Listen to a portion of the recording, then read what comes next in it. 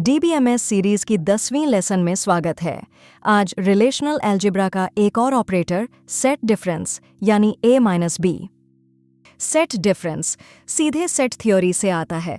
-b का मतलब है वो वैल्यूज जो a में हैं पर b में नहीं, यानी a बट नॉट b, सिर्फ वही एलिमेंट्स जो पहले सेट में अकेले हैं। एक आसान एग्जाम्पल, मान लीजिए सेट S1 है 1, 2, 3 और S2 है 3, 4। तो S1 माइनस S2 क्या होगा? S1 के वो एलिमेंट्स जो S2 में नहीं, यानी एक और दो, 3 दोनों में है तो हट गया। अब एक बहुत ज़रूरी बात, सेट डिफरेंस कम्यूटेटिव नहीं है, यानी a माइनस b और b माइनस a अलग अलग होते हैं। देखिए S2 माइनस S1 होगा सिर्फ 4, क्योंकि 4 S2 में है पर S1 में नहीं, तो ऑर्डर बदलने से जवाब बदल जाता है। जब यही ऑपरेशन टेबल्स यानी रिलेशंस पर लगाते हैं तो दो कंडीशंस पूरी होनी चाहिए। इन्हें यूनियन कंपैटिबिलिटी कहते हैं।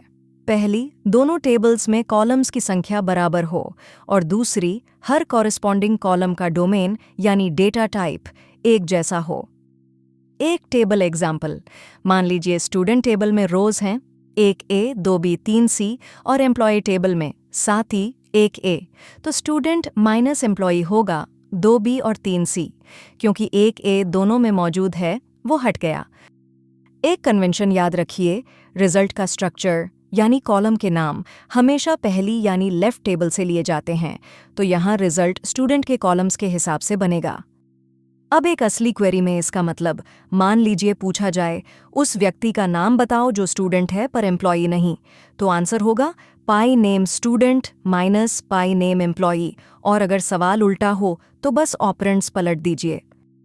तो दोहरा लें, -b यानी a में है पर b में नहीं, ये कम्यूटेटिव नहीं है। इसके लिए दोनों टेबल्स यूनियन कंपैटिबल होनी चाहिए और रिजल्ट लेफ्ट टेबल का स्ट्रक्चर लेता है।